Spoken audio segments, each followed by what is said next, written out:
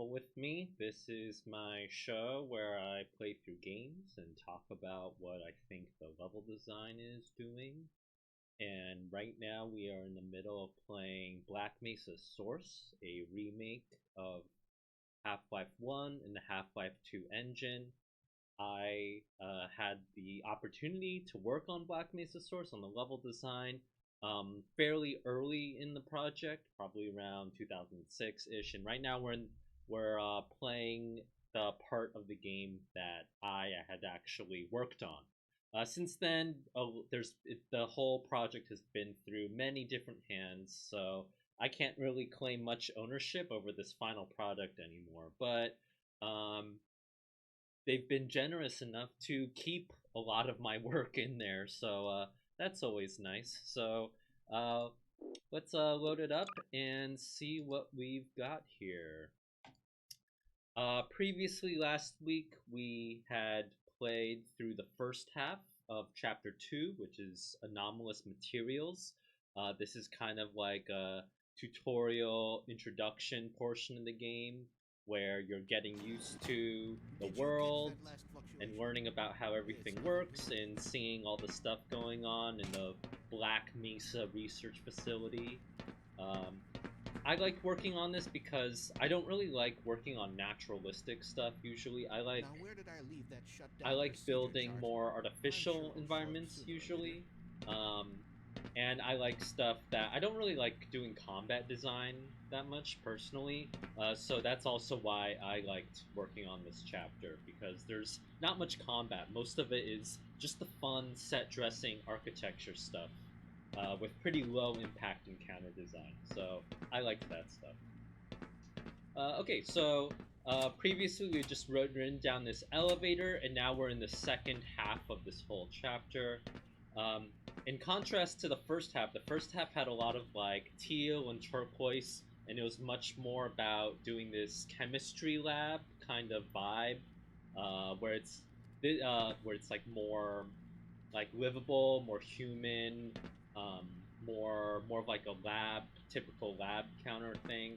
This is more like a tech kind of theme down here. It's more of this beige kind of palette.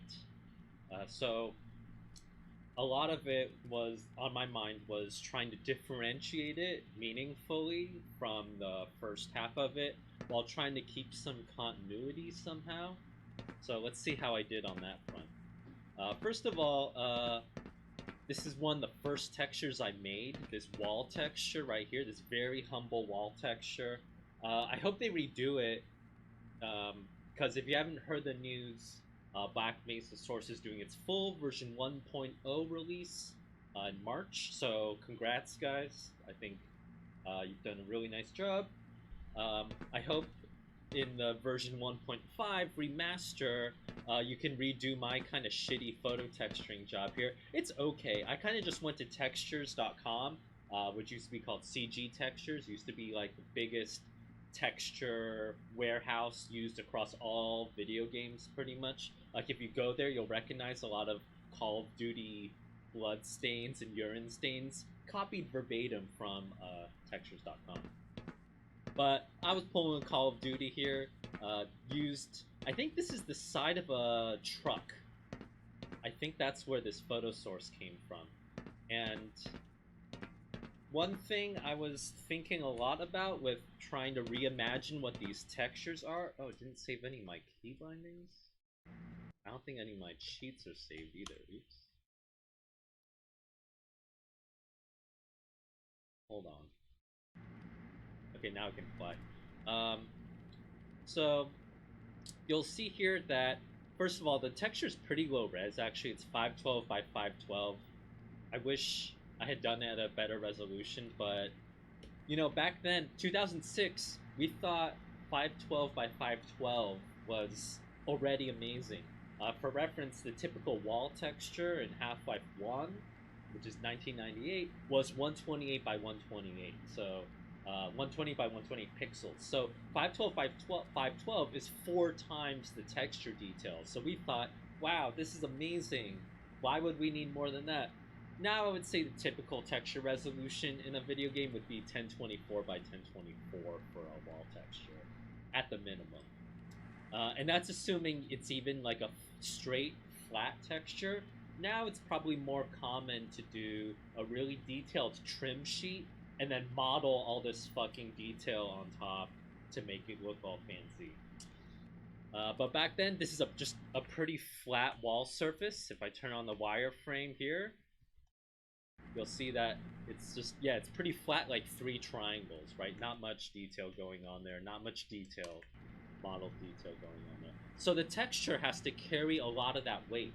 And when we're remastering, or at least when I was remastering it and trying to think about what will look cool, I think the trend with a lot of texturing is to have really subtle changes in the depth and the thickness and the surface, and then you have small little crunchy details. So I was trying to just go for really small, these little like rivets and these little screws, and then the very subtle detail is how the surface is actually kind of bumpy, kind of like it's a thin like aircraft panel or something like that, where you get these really nice subtle bumps. That's probably what I was going for, and then with very few medium details, because ideally I want the shape of the wall to do the medium level detail on this. Um, if I had to do again, yeah, I would have done it with more texturing, but I would have done it with more texturing and like a higher resolution. Um, Probably model out these little wall bracket things here. I thought it was important to have these just because when you start remastering things and start trying to think about higher detail, you have to start thinking about the construction of this place. How how are these panels attached to a wall? Are there like is there like a grid of like metal brackets or studs, and then you like bolt the panel on? Suddenly you have to like fill in all these details that no one cared about 10 or 15 years ago. So, okay, sorry to spend a few minutes talking about a wall, but a lot went into this wall, and this wall helped me define a lot of the feel of this whole section. It helps define the proportions of it, right? I had to finalize that wall texture before we did these panel details, which are just really, frankly, improvised. Oh, that looks like it's using the old wall.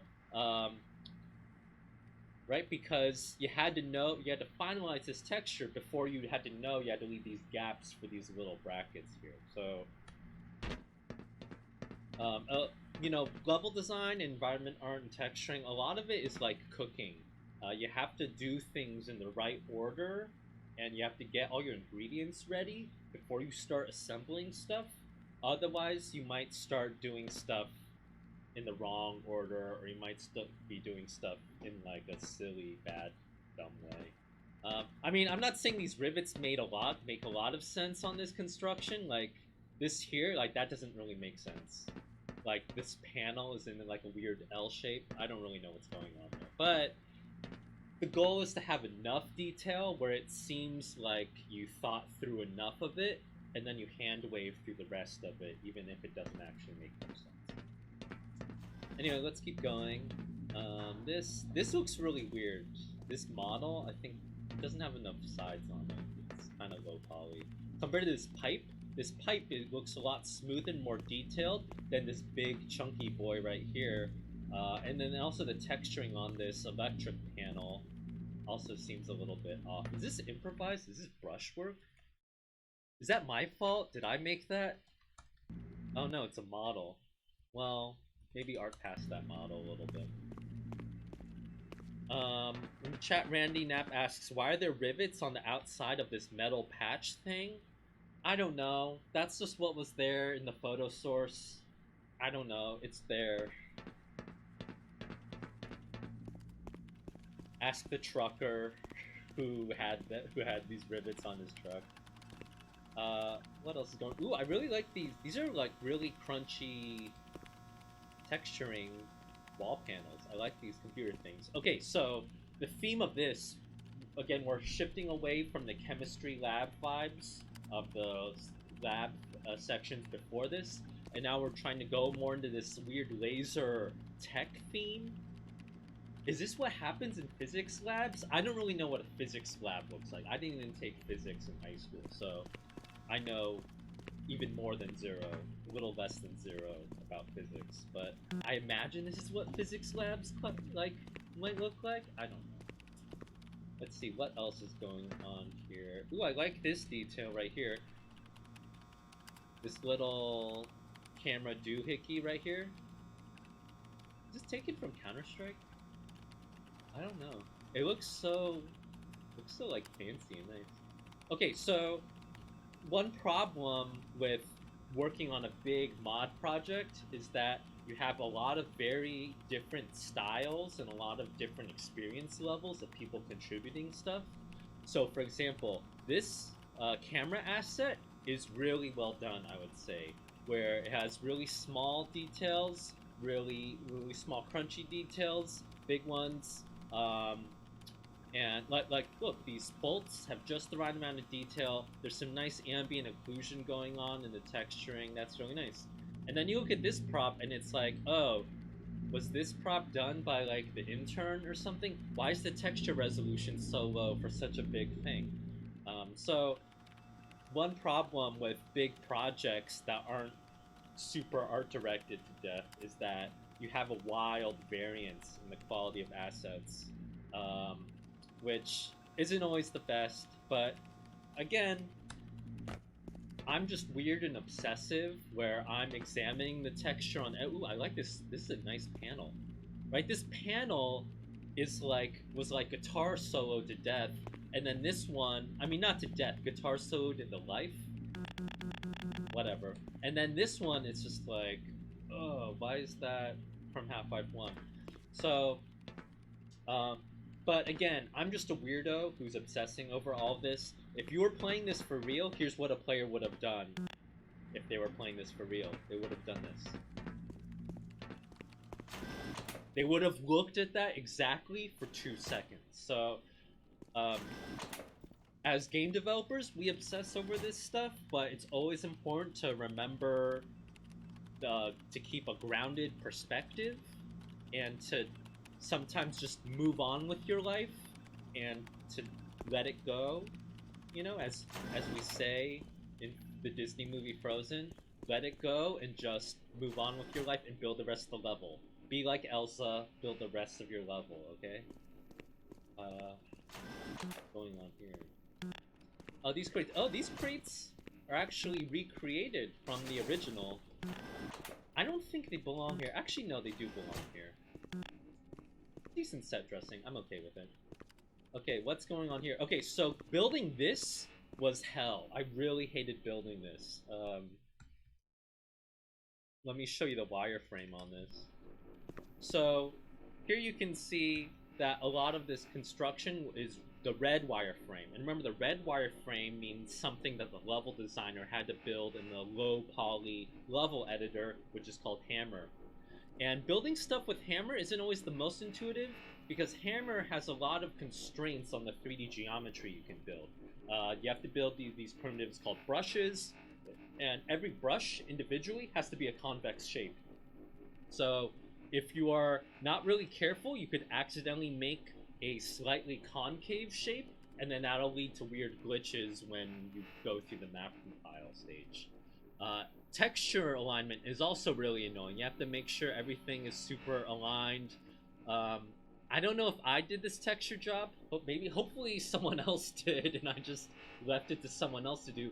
But look at this immaculate texture alignment, right? It's all straight on, and that's what makes this like flow in a really nice way. If you didn't have that on there, if you didn't have the texture lines following it, it wouldn't feel like this nice seamless panel. It would feel kind of like weird or improvised or not nice.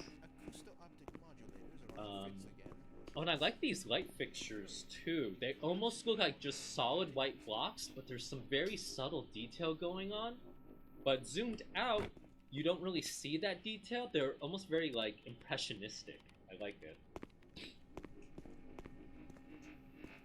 But yeah, I hated building these panels. Like this was hell right here. Could have done a better job with the smoothing groups. Maybe that's my fault too. Also notice I kept the good width of these of these wall panels, right? Look, everything is super consistent. Did I texture that? I hope I textured that. I hope I did a good job. Sorry if I messed this up for someone else and they had to do it. But yeah, this is not super easy to build with 1998 era technology.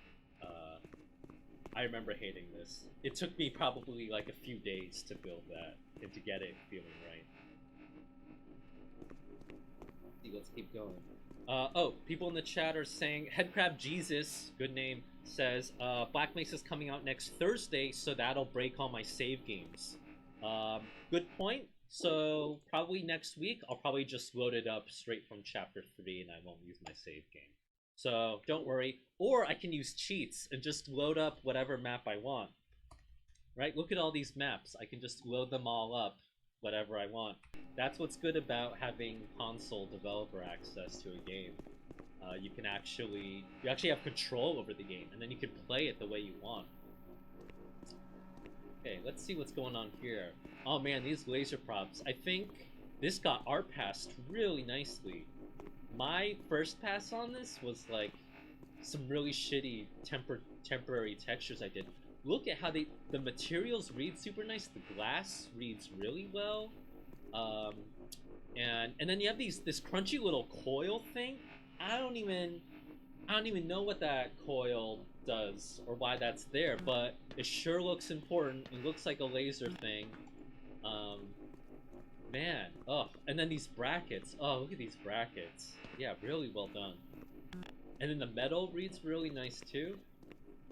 Notice you know I had to keep you have to keep the wall texture metal pretty subtle so that the metal on this pipe can be more shiny and can pop more. Yeah, caution laser. I guess lasers are dangerous. Is this foreshadowing a future encounter? But also notice this other stuff where there's very subtle shininess. Shuttle shiny. There's a portmanteau you can probably do with that. Where the floor textures are have some pretty subtle sheen on it, but that's so that this metal grating right here can pop. And this metal grating is one of my favorite textures from Half-Life 1. So glad it got remastered. Look at how crunchy and shiny that is. Oh, it's gorgeous. I love it. Let's see, what else is going on here? Oh, I know. I feel like there's some weird HDR stuff going on. I feel like the red on this wall gets more intense when I walk towards it. Oh, I love these props, too. These got art passed really nicely, too. What the hell does this machine do? Why are all these weird, like, pressure valves here? What's this weird glowy laser thing? Who knows? It doesn't matter. Maybe later, Gordon. Whoa, I wasn't even talking to you, buddy. Okay, jeez. Yeah, but really nice job by the environment artists here. What else? Okay, then we have to move on into this room. What's up, Doc? He looks kind of sunburned. He should lay off the tan. Hello, Gordon Freeman. Oh, hello. What are you looking at? Ah, I see. You're clearly doing tube 1, input 1. Yes, very important. Ion 1, power 1. Yeah, that's what sucks. Again, about when you have to do things at higher detail. Have fun. Now you have to fill in all those details. And then you just so often feel kind of stupid doing all these details. Like, oh yeah, telemetry, ion, something. You're just trying to like Star Trek your way out of this to make something plausible enough that you can hand wave it away. Standing around can take a lot out of you. Oh. I like their kneeling IK. That's some nice work. Taking a knee, very political. Okay, this room. Oh gosh. Okay, so this room was a really interesting shape to remaster because because first of all, this is where I This is where you introduce a second wall texture variation, where you get this more corrugated panel thing. I believe this is literally a Counter-Strike normal map, I think, overlaid on top. Um, and now the patch here doesn't make sense, but who cares? But you need that difference so that you can you can help make these different levels feel differentiated for technical enough. support? If you use the same wall texture for both these levels, it wouldn't feel right because here these panels look like this because this is supposed to be at ground level, at human scale. But up here, humans aren't up here. Humans aren't meant to fly up here, believe it or not, right? So if this is meant to be more of like a utility maintenance thing, you need a different wall texture to help sell that that's like a different space. That's like a different all volume. displacement modulators were tuned today, weren't they? I'm not at all sure. Oh, I should clean up. So yeah, it might seem like wall texturing is kind of like arbitrary, but we should delay for another recalibration? we're marking out the vertical circulation where the players Shut should up. be going. Oh my god, why are they so rude? Jesus Christ. Okay, what else is going on here? I like this detail here. I don't know if I built this out. Maybe someone else was smart enough to build this out. We have this subtle height variation. Again, continuing the height verticality story I was talking about last week, where a lot of this level is about like descending downwards and downwards and downwards and downwards. So you want to keep echoing that motif over and over and over, because it feels more elegant and poetic that way, right? You can, and then you can tell I couldn't resist myself with another vertical diagonal downwards ramp, right? To keep doing that downward trend. But one cool thing with height differentiation is that you can mark out these different task areas, right? So this is a console area, and then this is some weird laser thing that she's monitoring or something, I guess.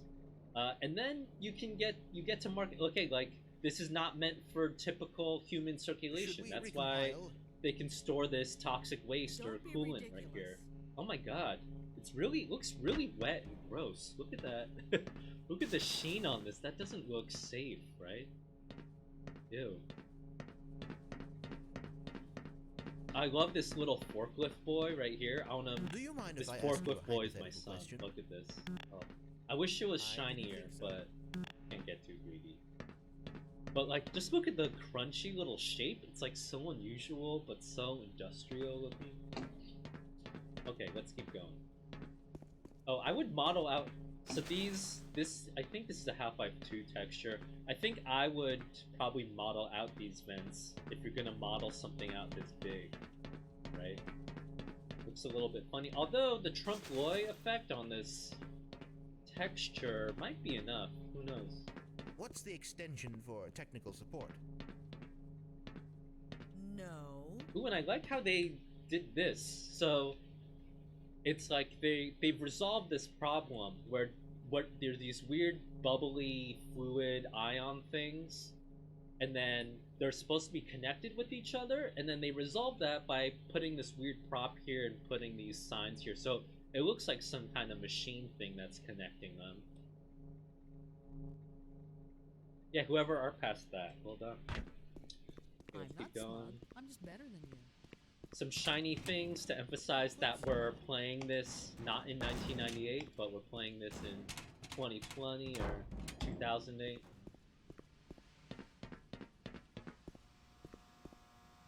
Going down here. There's a bench here. Maybe there's a break room. One odd thing that I maybe regret a little bit about not adding is that there's this whole section right here, but what if you want to use the bathroom? How would you use the toilet? Really, they needed a toilet down here, and I totally neglected to add some kind of toilet. That's my bad. I'm sorry. Could have used a toilet.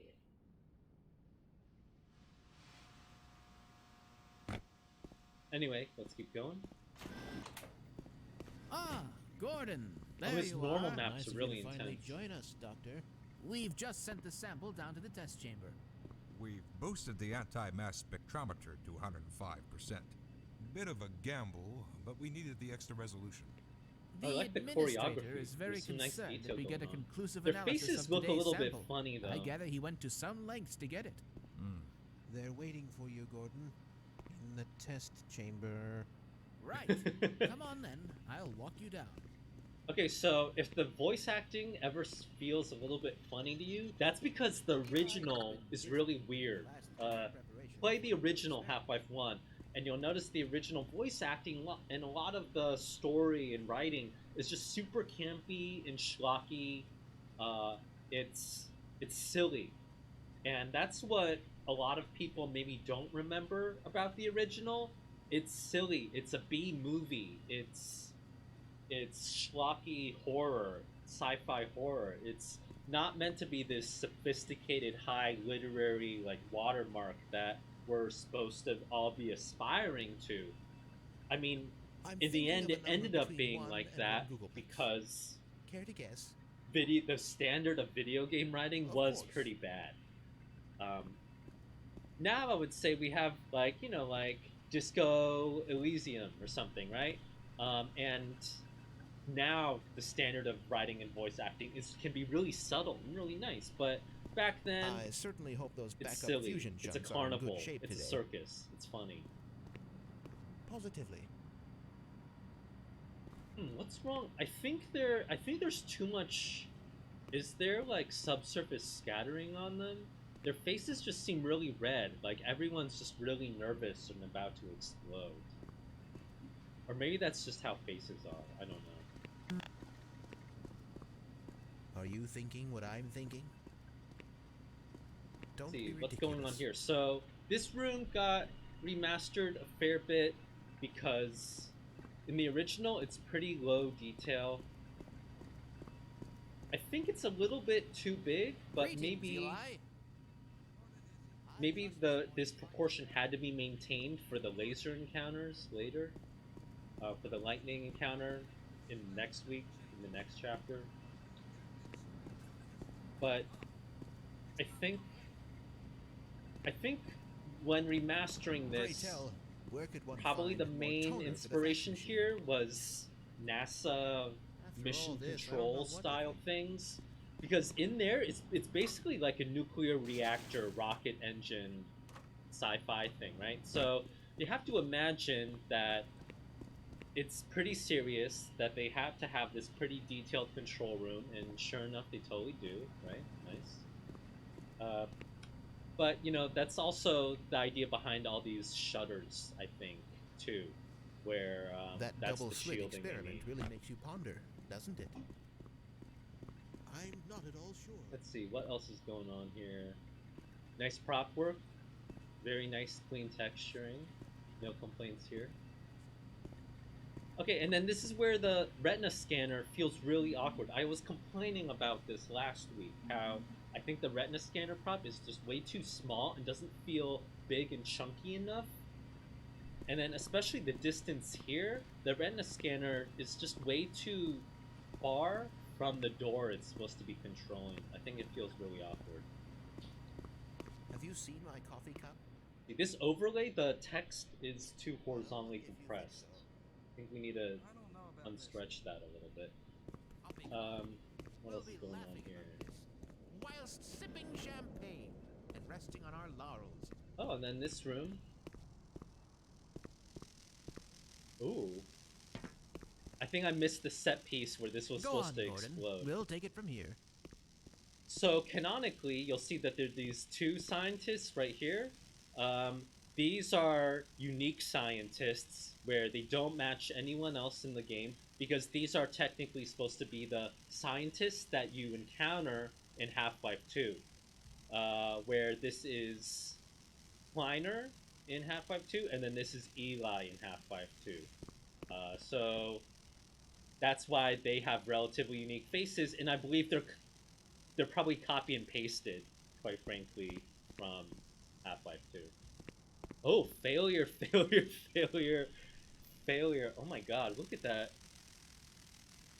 That's just, mood, right? That just really says it all right there. If anyone wants to capture this for a GIF, here, let me try to zoom in on this. There, feel free to use this as a GIF on something. Okay. What else? Yeah, it is a little bit weird that everything got broken without me. No need to worry about us. It seems a little bit silly. I think I would have had that in the original. I think there's a trigger here, and you have to walk into the trigger, and then that's when everything explodes right here. So that's a little bit strange. Seems like a missed opportunity. What else is going on here? Ooh, these got art passed in a really nice way. And they resemble the crystal clamp things in Half-Life 2 as well, so that's a nice bit of retcon continuity. Let's see what else is going on here. So this is a hero room with like a bunch of stuff going on. So that's why there's so much detail. I think if I had to art pass this, I wouldn't have made the top here so detailed. I wouldn't have put so much stuff up there, just because I think the clutter gets to be a little bit too intense up there. It's a little bit too interesting. Same thing up here, there's just a little bit too much stuff going on, I think. But that might have been my fault. I think I probably built that. I think that's my fault. What else? Okay, this is my favorite sci-fi realism construction trope. Well, I wouldn't have made the pipes going in like that. I would have made the pipes go vertically up into the ceiling. That's usually how you build it. But when you have vertical 90-degree pipe bends, oh, it's so good. It's the best. It got very popularized, I think, during the natural selection mapping days, maybe 2002, 2003, where people just really fell in love with pipes, especially really big, chunky, nice pipes. Oh man, oh, and it's just so nice. It's like phallic. It's like just this big, giant, like sci-fi, mechanical, industrial, like penis thing snaking around your level. Who doesn't like that? Let's keep going. Are these interactive? I don't remember. Maybe not.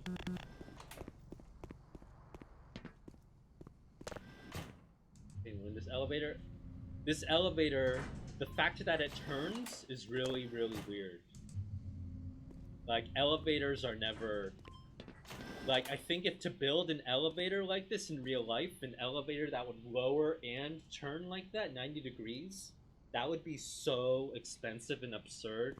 It would be much easier to just not have a crossbar here, and have just two different doors. It's a little bit silly. Sorry, my headphones suck.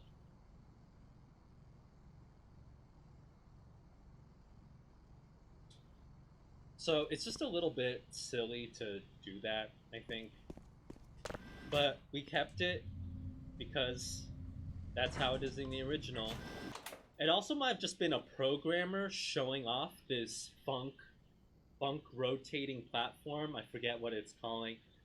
I forget what it's called. It's also reused in Zen a lot too. I mean, that's a lot of things. That explains a lot of things in Half-Life 1, quite frankly, where a programmer programmed a cool thing, and then they had to figure out how to make it get used.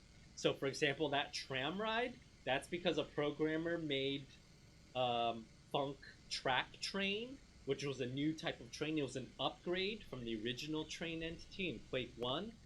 And then they wanted to show off their new train technology, so that's what they did.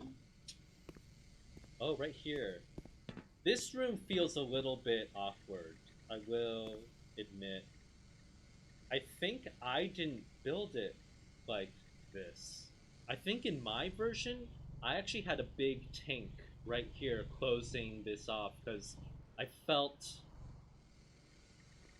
like if you are leaving this room way too open, then you lose the impact of the relative openness of this corridor right here. So to me, this hallway should have stayed more of a maintenance thing, and I think like a big like tank, a big coolant tank overhanging right here with a low ceiling and low clearance would have felt better. Just because I think this one takes away a lot of the impact from this one. Anyway, keep going. This room also just feels a little bit awkward to me. Like this thing right here, this part here, it feels like there should be more of a housing. It should be more separated from the structure of the room. It's strange that the floor plane is the same height. It feels strange that the walls are basically on the same shape and the same massing. I think I would build like a different compartment for this to make it feel more separate. Because this dinky little railing doesn't quite do enough to separate the areas of concern from here. Also, yes, I would also agree that the lighting, the colors, Angular Fish in the chat says the colors feel a little bit weird to me. I think I would concur.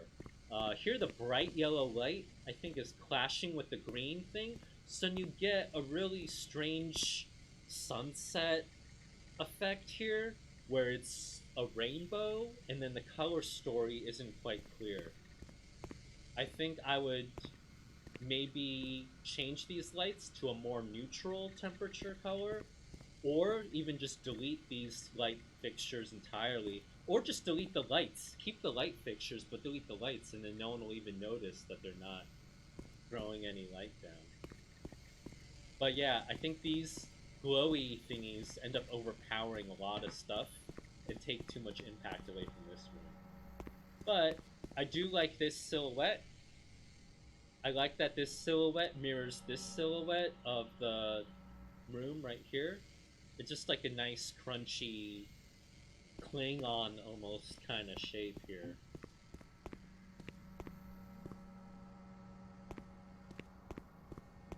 Let's see. What else is going on in the chat? Oh, hey. Moshe Link is in the chat. If you're not familiar with Moshe Link's work, Moshe Link has done a really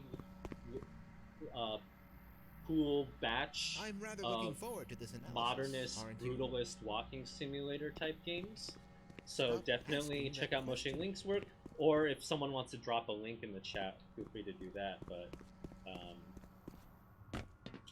what else is going on here? What else are people saying in the chat?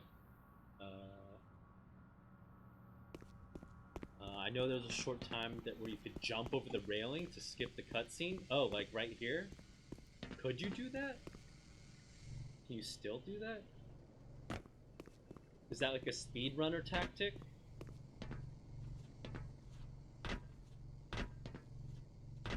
Oh wait, I can't jump over it. Ah. Did they clip this off? Aw, that's no good. Sorry. I tried.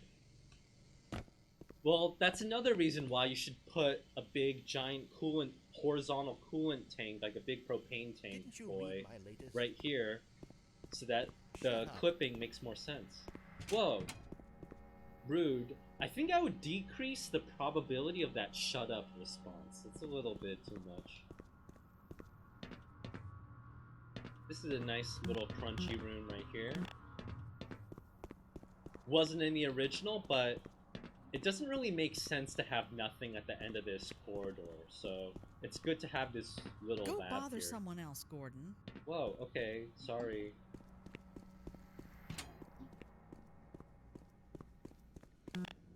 Oh, there you are.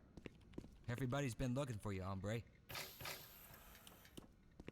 Oh, and this got expanded here. It didn't used to be a big security desk. It used to just be a guy standing next to the retina scanner. No time for cold feet, Chief. Step right up. I think that this is worse. No offense to whoever put this in. I think it's important to keep the retina scanner thing here to keep cementing the idea that the player will need people with security clearance to You've come all this unlock way. the door. So Yeah, I think I would have kept the retina scanner. I don't know. Let's see, what else is going on here? Ooh, look at these VHS tapes. Ooh, really nice touch. Suit or no suit, I sure hope you weren't planning on having kids. Knife That throws. felt deliberate. That they have responses. You know, That's nice. it does cost money to keep that door open. Oh, whoa. They have a lot of nag lines. Pretty impressive. Let's see what else is going on here. They have to keep this. They have to have this door here, of course, to explain Have how at he 'em, would Doc. get behind the desk. But then there's no other door. Like, where does he come in from? I think I would have put a second door, maybe right here, to explain how he gets through that door. It's a little bit strange. Or maybe a door? No. Yeah, I think I would put a second door right who ate here, all the donuts? just to make it feel more plausible. More or less. If these signs feel a little bit strange to you, that's because they're recreations from the original. Okay, that's gonna be my excuse for a lot of stuff. If anything feels a little bit awkward in this Black Mesa Source remake, it's because we're just doing what Half-Life 1 did. Okay, let's walk through here this he is. door.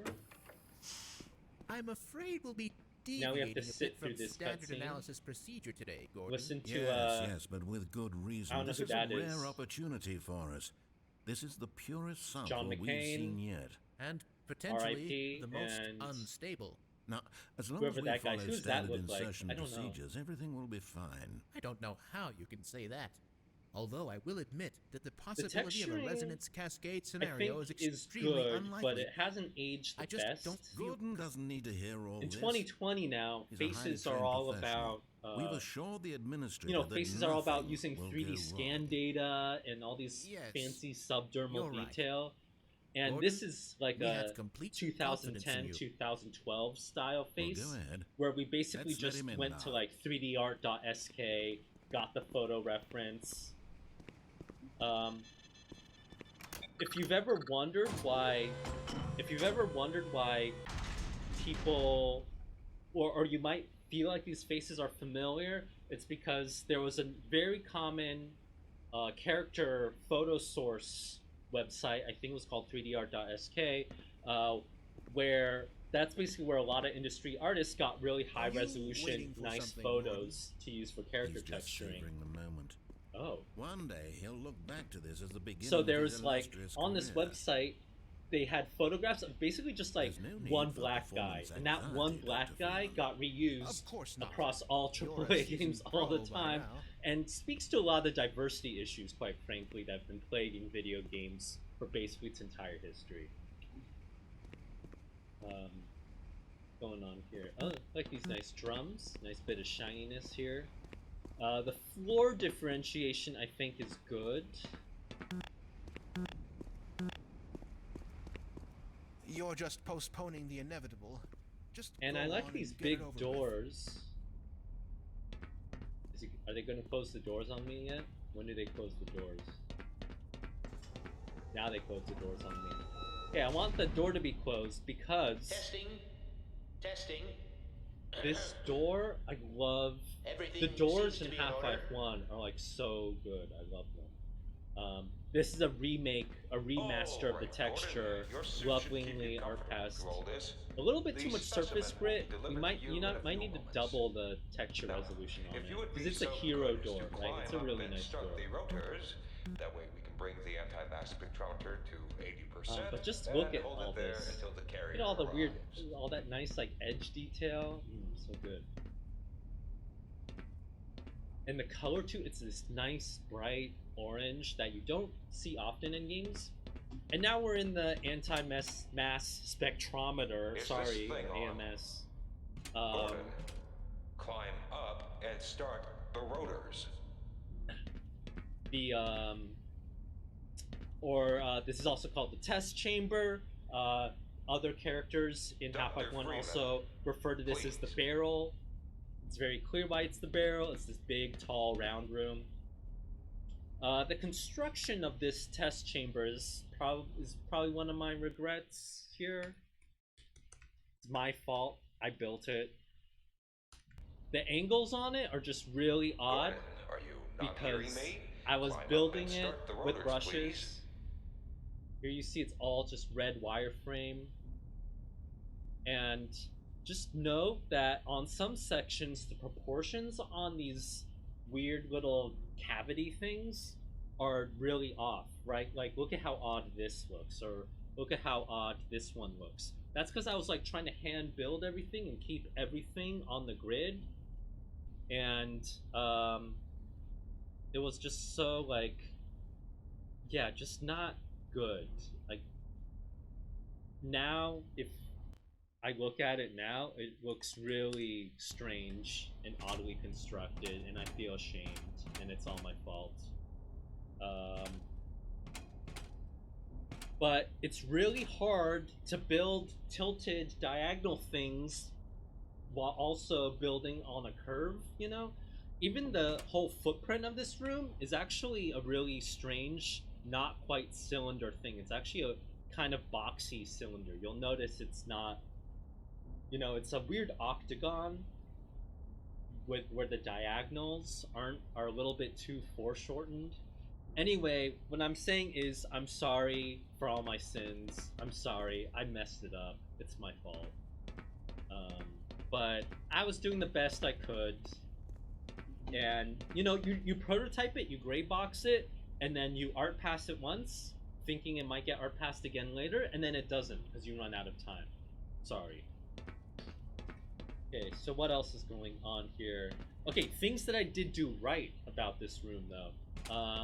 I love, these are one of my favorite props from Half-Life 2. They're these weird like electric telephone like resistor things. I don't even know what they are.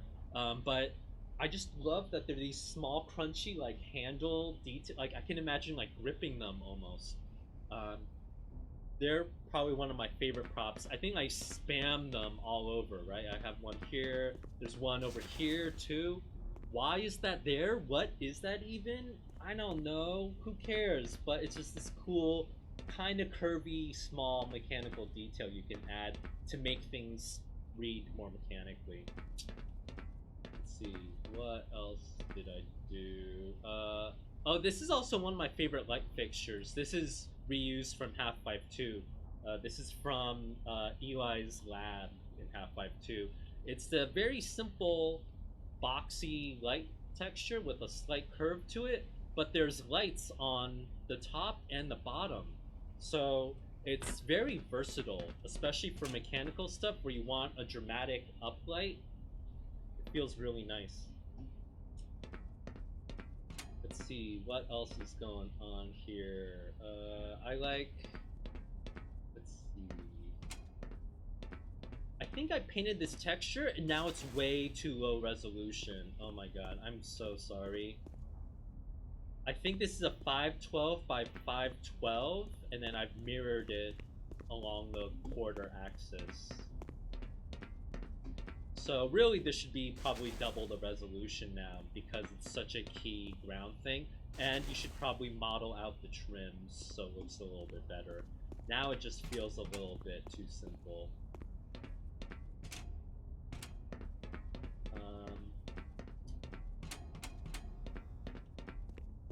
One really important thing that I like about this is also mixing different floor materials. You'll notice the footsteps change a lot. I think that variety is really, really important because I really love Thief. Thief is a 1998, or 1999? No, Thief, The Dark Project. And that's a stealth first-person game where footsteps are part of the gameplay. You're like listening to people's footsteps. And I carry that in my heart with basically every level that I build now these days, or that I was building back then. So material differentiation, not just visually, but also in terms of sound design, was, I think, really, really important. So it just helps the soundscape of the level in the room feel deeper, I think. There's more stuff going on, more variation. Let's see. If I were to art pass this again, I think this would probably need more polygons now. This is only like a 3-sided thing. You probably need to double the sides on this now. Feels a little bit too low poly now. And I'm avoiding the big anti-mesh spectrometer in the room right here. The big elephant AMS. Beautifully art passed.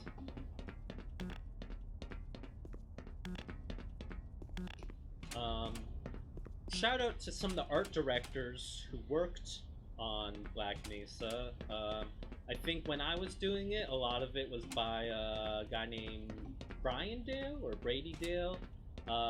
Then moved on to Carlos Montero, who also took a lot of leadership responsibilities, and his background's environment art. He moved on to like a AAA job, I think, at Cryptic Studios. Does Cryptic Studios still exist? I don't remember. And then I believe Adam Ingalls took over, and Adam Ingalls is currently the team lead at Crowbar Collective.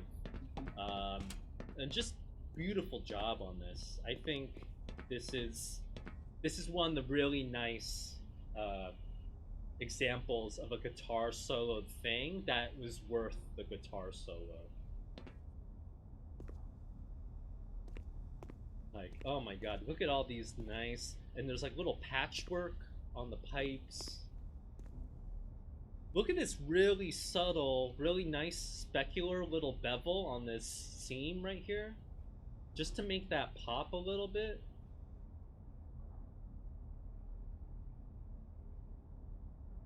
To me, this is like one of the best parts of texturing in like a metal sci-fi mode here. You can make these really subtle forms pop. It's like a Cadillac or a really nice Art Deco building, or like a urinal, like an old school Hinsdale urinal. Beautiful sweeping Art Deco lines. But then you don't have to draw like a big black seam in the albedo texture for that. You know, you can let the specular shine. You can let the specular do the work there. Let's see, anything else? No, I think this is good. Well, I should probably try to finish this sequence before we wrap up this stream. So I'm going to try to do some gameplay, sorry. Oh. Right here. Oh, and if you're wondering why things are called Dalsis, again, I think that's because one, the environment art leads on this project, his last name was Dale, so that's why you might see Dalsis on a lot of the props.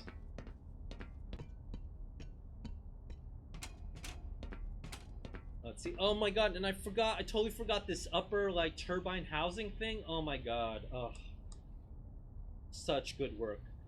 I think we were working off of the original shape in Half-Life 1, or in Half-Life 2. Sorry, the beginning of Half-Life 2 includes a brief camera fly-through of the test chamber, and a lot of that was the inspiration behind this, especially these final shapes right here.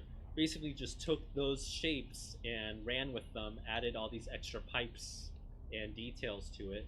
Oh my god, just gorgeous. Really nice work here. Big, nice, curvy shapes, meeting at all these different angles. And then this shape right here is just pretty unusual. It's like a radial radiator. There's all these like little like fins sticking off of it. To me, this is a much better shape than the original old school retro one made out of brushwork in Half-Life 1, where it's just way too simple. It's basically, in the original Half-Life 1, it's basically an arch, and then they kind of extruded some of the chunks of that arch to make a pretty simplistic cylindrical thing. To me, this radial fin thing is just so much better. And it also looks just more physicsy. It evokes the shape of like a neutron or an atom or something. Much more descriptive of what's going on, much more evocative. And then right here look at this nozzle. Oh, look at that beautiful nozzle. Oh, that's such a good nozzle. Sorry. Okay, the lighting in here is pretty dim because we need to start the anti-mess spectrometer. I will say this button could be a lot bigger. Look at this button. It's a little bit too much, like too small. I think I would add, I think this needs probably a little lamp right here, like a little, you see this in control rooms, right, where most of the room is dark, but there's like a little desk lamp to illuminate the desk for the operator. I think that's what this needs right here, because if I walk over here, nothing about that really stands out. You're really relying on that weird little glow sprite to stick out to the player, and that's not good. Or you're relying on a bunch of fans to have this fan service memory of the button being here. I think the console design's pretty good. I don't think you should like redo that. I think that would be too much work. But just relight this section and just have more emphasis, because this feels wrong for how important of a moment and how important of a thing this is. Because this basically initiates the entire events of this game. Let me turn on God mode in case I accidentally fly into the lasers here. Very good. We'll take it from here. Okay, so this is a little bit controversial. Stage 1 emitters In the original, these little barrel cylindrical emitter things are just floating, flying. I'm seeing predictable phase arrays. But here you can see that they're attached to these clampy arm things. Should we have kept them floating, or should we attach these clampy arm things? I think the answer is clear. I'm in the pro clampy arm camp. I think, especially look at that, look at that. Isn't that such a cool moment where it's like Overhead capacitors. you get to animate all that stuff? It's probably not a problem. Probably. But I'm showing a small discrepancy in. Well, no. It's And now when you add all the dynamic lighting in, oh, it just looks so great. Oh my god. We've just been informed. Okay, that while this is sample powering ready. up, I did all the It should be scripting, coming initial up to you scripting within pass for the Look to disaster the delivery sequence too, system so for your specimen. this is bringing back memories. This is probably the most fun thing I've ever scripted. Let's see what else is going on here. Standard insertion or non-standard So, specimen. a Easter egg that's probably not well known among a lot of Half-Life players Slot the is that you carrier can into actually house just ports. not put the crystal in there. And if you don't put the crystal in there, they keep nagging you, and then things keep escalating and escalating. And What is he doing in there? something happens if you don't actually respond to them. If you don't put that crystal in the laser, something else happens, which we will watch. While we're waiting, I mean, it's a pretty generous time they're waiting for you to put it in there. So let's look at this thing. So I thought it was really important to put more details on here. These are, I think, oh wait, these are washing machines, I think. These are Half-Life 2 props. I think this was the dryer prop from Nova Prospect, and it got reskinned. I don't quite remember. But I put these little metal boys right. Oh, uh-oh. Standard insertion or non-standard specimen. What happened? Oh, uh-oh. Go ahead. Wait, why did it just trigger the autosave? Analysis point. That was a little bit strange. I thought it was gonna have a whole disaster scene. That's a little bit disappointing. I thought things were gonna explode, and then they start screaming at you, and then that's like a fun Easter egg, an alternate reality way to end the game. Huh, that's a little bit weird. Okay, let's wait and see what actually happens.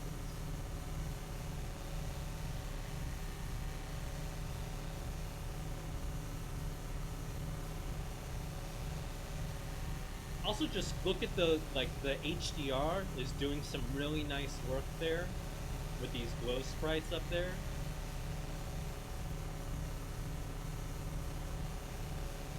You have to manually script all those glow sprites to gradually enlarge and enlarge and enlarge as the thing escalates.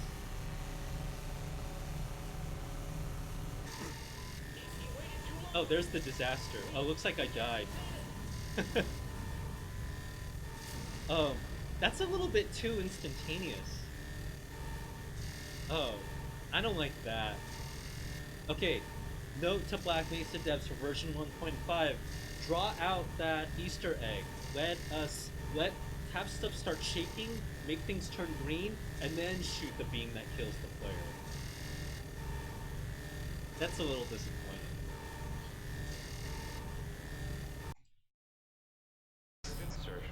Oh hey, Lunarin's in the chat. Matt Bright. If you're not familiar with Lunarin or Matt Bright, Lunarin is probably one of the, I don't know, really like mavens, I think, of the Quake level design scene. And Lunarin's also responsible for a lot of the construction in the beginner's guide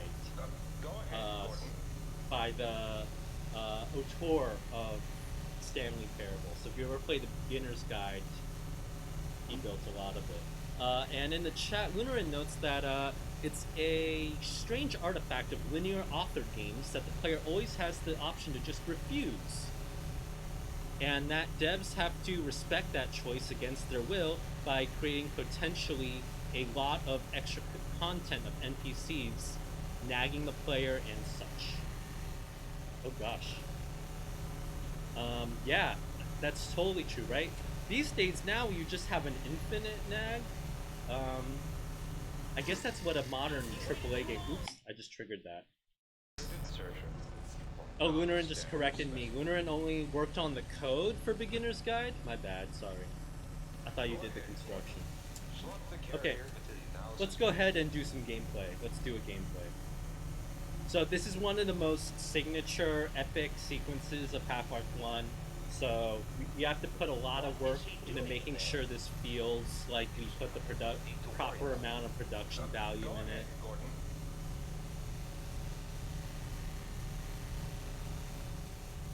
Pushable is a little bit janky, but it is technically on this train, so that makes sense.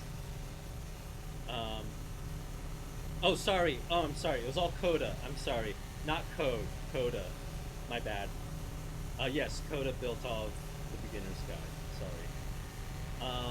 What was I doing? Oh yeah, I was gonna cause the disaster. So when you do this, you have to animate all this stuff. You have to trigger all these transitions. We have to change the light color. We have all these warning lights up here. There's steam going on up there. You have to trigger all these sparks. You have to break the glass right there, trigger a fire entity. There's literally like 100 things happening in the scripting here. And it's just so time consuming.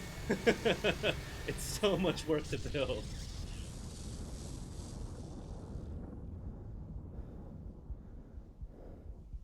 For like 10 seconds. Oh my god. Oh, and then we have the Zen scene. Oh man. Really nice Zen scene. I think, yeah, this is the remastered version. They've done a few passes on Zen.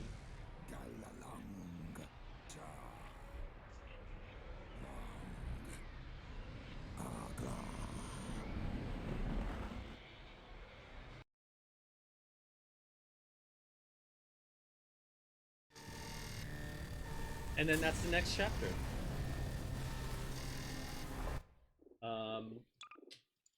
But I'll save that chapter for next week. Instead, let's load a save back before the disaster. Get it over with. And let's no clip over to... So this is the whole level. In the original, this had to be chopped up into 3 or 4 different maps to save on memory. But what happens in the disaster, as with a lot of cutscenes throughout the Half-Life sequence, is you actually get teleported off to these little mini scenes over here. Let's see, what's in this room? I don't know what's in this room. Oh, this is a black, empty room that you get teleported to. There was no easy way to freeze the player and fade to black and to make sure nothing would impact the player. So while you're fading to black and while you hear like heavy breathing or something, you actually just teleport the player to this black room where they can't harm anyone or where nothing else can harm them. It helps you like cut down on all the stuff you're trying to juggle during all these sequences. Let's see, other stuff that's going on here. Okay, this is the Zen scene. Kept very dark. I think I would like this a bit brighter. It's a little bit too dim, I think. Even with my flashlight on, it's a little bit... Maybe I can turn my gamma up on this. Hold on. Oh, where is my gamma? Wait, is there no brightness setting? Oh, it's because I'm playing windowed, sorry. Well, let me turn the gamma up on the video feed at least. Give me a second.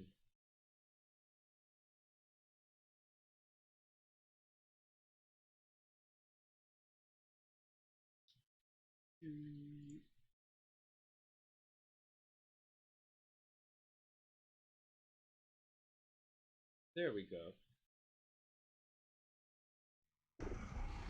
Oh, it's still super dark.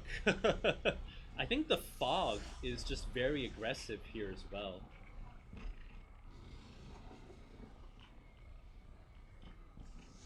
What's the actual shape of this? Let's turn on the wireframe. Oh, that's because it's mostly just this empty room. There's not actually much to look at.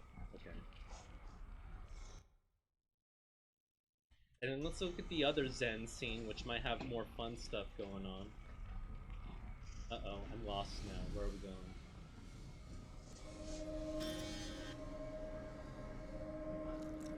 Here's the other Zen scene here. Oh look, we have these glowy jelly things here.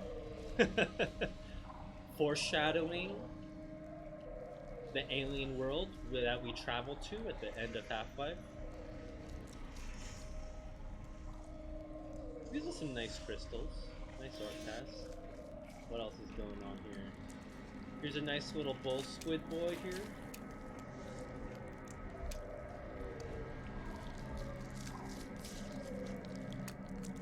The eyes are a little bit strange though. I think bull squid eyes, I think these are a little bit too much like Cthulhu.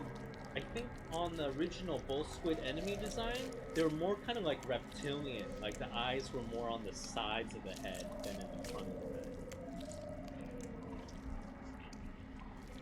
Let's see, so we got those little gummy boys here. What else is going on? Oh, uh-oh, I'm being affected by the triggers. Uh-oh. So now my movement's been affected. Got these cool Zen tentacles going on. Got this cool little pool, Zen pool. Yeah, nice work here.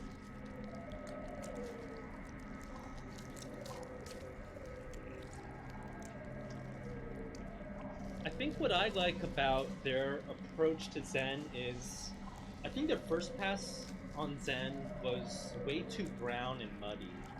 So I like that it's much more colorful and much more neon and fluorescent, which to me evokes more of the original Zen feeling, or the original intent at least. I think I also like the approach to the cave sculpting and this webbing, or mucus, or whatever it is. It reminds me of the antlion caves in episode 2, so that's some more fun retcon thing. Because I think, again, the fiction is that the antlions are maybe like adapted to Zen or something, or adapted to alien stuff. So it might make sense to connect all these things. I don't know. But yeah, nice work. This does seem to be a section that you later do visit in the last chapter of Half-Life, the Zen chapters. So that's pretty cool. Like, if I walk over here, these are gameplay entities that are charging me because they copied and pasted this section from the original Zen.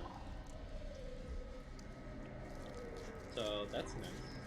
And that's some nice continuity. Well, we won't be able to revisit this for maybe 4 or 5 more months at the pace that I'm going. Sorry. Ooh, really nice crystal materials. Okay, no, I'm getting too ahead of myself. We will examine the crystal materials later in, like, May, when I actually do get to the end of Black Mesa. So, I do have to teach, so I gotta end this stream. Thank you so much for joining me for the disaster sequence. For your reference, the disaster sequence left us looking like this, in this totally blown up, messed up space with dramatic music. And when we return next week, we will try to escape this totally blown up, ruined research facility and hopefully try to make our way topside and maybe get rescued. Who knows? Anyway, thanks everyone for hanging out, and I will see you next week. Bye.